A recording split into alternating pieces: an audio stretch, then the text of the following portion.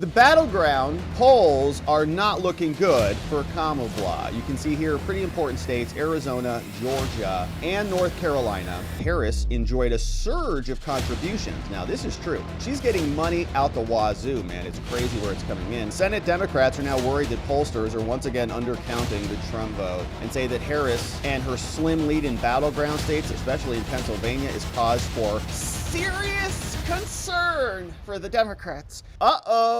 New polls show Trump is doing pretty dang well in the Sun Belt. That's Arizona. Shout out. So let's take a look at this. And a big question that we had in our minds was whether or not Kamala was going to get a debate bounce. And we were skeptical about that. Even on the night of the debate, it felt like a 3-on-1. And a bunch of people, even listening to the debate, we were sitting here going, yeah, it's not the best night ever for Trump. But the Battleground polls are not looking good for Kamala. You can see here pretty important states, Arizona, Georgia, and North Carolina, that are not so good for her. Trump up by 5 in Arizona. We have to maintain that and increase that. Should be up by 25. Georgia, 49 to 45. Trump's up 4. North Carolina, 49 to 47. Trump's up 2. Now here's the story. Voters across the Sun Belt say that Trump actually improved their lives.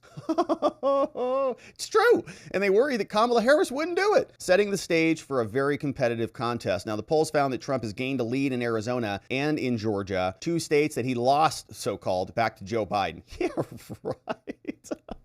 It's amazing. I mean, officially, yeah, he officially lost them. Okay, sure. But it was 11,000 votes in Georgia, and that was the breakdown in State Farm Arena. Remember that? Oh, no. Even the news media was like, there's a water break? What? The dog ate your homework? Okay. Now, the polls of these 3 states, taken from the 17th to the 21st, show that it's a sharply divided nation, yeah. Arizona, Georgia, North Carolina are on a roster of 7 battleground states that have been the focus of both campaigns. But Arizona, which Biden won by just over 10,000 votes, yeah, right, now presents a challenge for Harris. Trump is ahead 50 to 45 there, the poll found. And in North Carolina, Trump won by 75,000 votes in 2020, and he's got a slim lead over Harris there, 49 to 47. And in Georgia, a state that Biden allegedly won by 11,000, Trump continues to have a slight lead over Harris, 49 to 45. So why is that? I thought the debate was going to shift everything. Turns out it didn't. Here you can see Trump plus 4 times Siena, Trump plus 5. The average, Trump plus 3 in these 3 states. I think that table's a little bit off. So polling average, right? Trump's up. Those are big numbers. Now, the latest round comes as Harris enjoyed a surge of contributions. Now, this is true. She's getting money out the wazoo, man. It's crazy where it's coming in. And a lot of people are looking at organizations like Act Blue, and they're tracing all of these secretive donos that are flooding in all over the place. And it's not just the left that's doing this too. Republicans are doing it too. They get all these weird, like hundreds or thousands of $5, $10 donations from the same people. All very strange.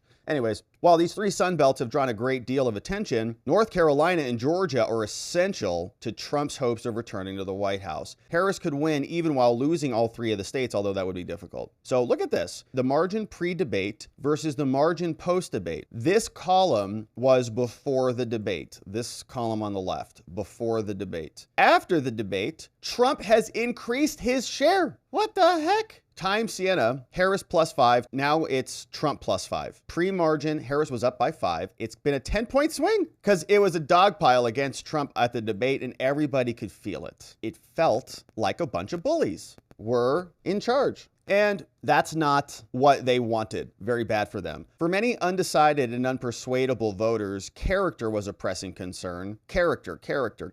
Anyone want to talk about Kamala's character or lack thereof? So not good for them. You can see they're freaked out about this. They write over here at Axios, Democrat also pollsters are freaking out that they're undercounting Trump. So those polls are bad, but they might be even worse. Senate Democrats are now worried that pollsters are once again undercounting the Trump vote and say that Harris and her slim lead in battleground states, especially in Pennsylvania, is cause for serious concern for the Democrats. After getting shocked by Hillary in many ways and her loss, and being surprised by Trump's victory, they hope that Harris can overperform the polls herself by driving young voters and Black and Latino voters to the polls. That's not happening, man.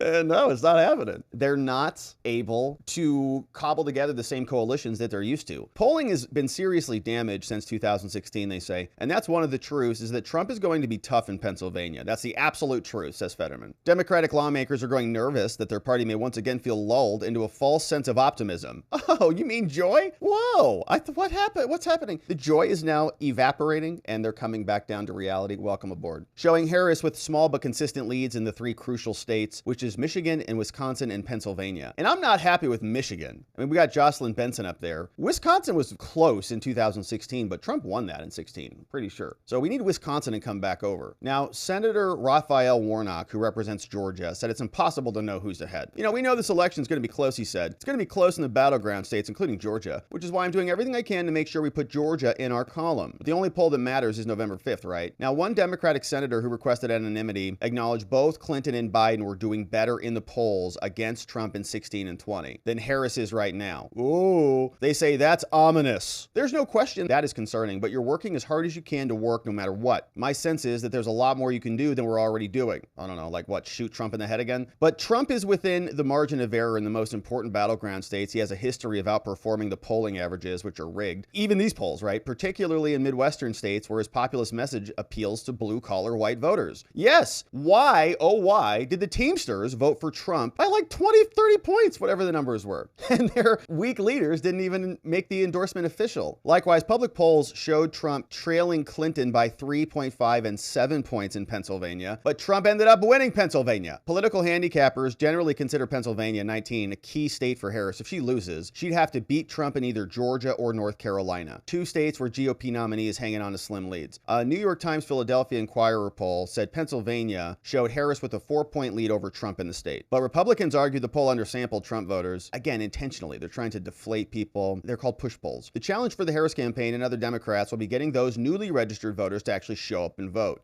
And this is why they're doing abortion. There you go. Several states have abortion rights-related measures on the ballot, including Arizona. Yeah, so they're shoving abortion on the ballot so that the women will show up. Arizona and Nevada are presidential battleground states, and all four have competitive Senate races. Carrie Lake's here, and she's behind a little bit. So that is what the stories say, and you can almost feel the panic. It's a little bit palpable in there, right? Actually, the story says Trump's not only winning, but the polls are bad, and he's probably winning even more. Here is what CNN was saying about this. This guy is interesting. He's always covering the polls. Harry Enton. He says, Trump's outperforming in the Sun Belt. Harris has the Great Lakes. What's happening here? Trump is getting a racially diverse coalition. Do you know why? Because competence crosses color. We don't want inflated currency, wrecked borders, dilapidated cities, endless wars, no matter what race you are. And this, to me, seems to be the increasing divide amongst these swing states. These are the averages in the polls, right? Take a look in the Great Lakes. Harris up 2, Wisconsin, Harris up 2, Pennsylvania, Harris up 2. Again, close races, but blue, not red. You jump over here with me to the Sun Belt battleground states. You see a little blue at the top in Nevada, +1. We don't have any new polling from there. But you look at North Carolina, Trump up by less than a point. Arizona in the average, Trump up by 2. Georgia, Trump up by 2 in the average. So in the Sun Belt battlegrounds, more red than blue, predominantly red. In the Great Lake battlegrounds, predominantly, in fact, all blue. And this is going to be the divide I'm going to be looking at going forward, which is, do we continue to see that Kamala Harris does better in these Great Lake battleground states than she does in these Sun Belt battlegrounds? First of all, I have to say about Nevada, somewhere John Ralston is crying because we don't have new battleground polling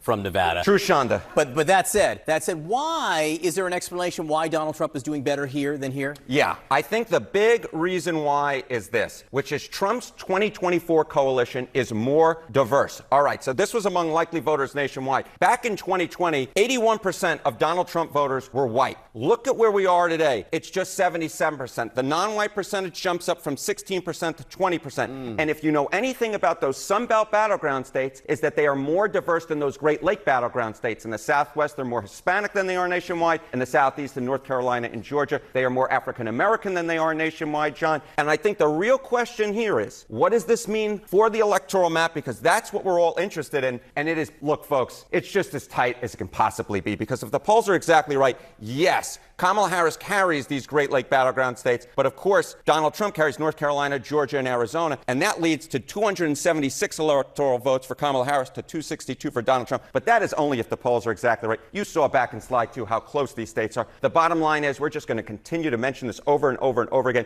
It is the closest race in a generation, one of which I honestly really don't know who's going to win, John. Harry Hinton, great to see you. All right, that's interesting right there. That little, we're going to win Pennsylvania, by the way, so that's not going to happen. So interesting analysis there. And I think what he just told us, I'm pretty sure what he just said, was that the white Democrats in these states up here are racists and not diverse at all. And that's why Trump is picking up some in the polls. I think that's what he said. He said, right, from 16% to 20%. The Democrats are the real racist, okay? We don't spend our entire lives dissecting people into little different categories based on their race, gender, genitals, religion, whatever. They do that. So we're happy to have our friends of all demographics, ethnicities, religions, and categories on our team. Welcome aboard. We all benefit when we have sound currency, safe borders, no endless wars, and so on. And so we're happy to see the shift happening.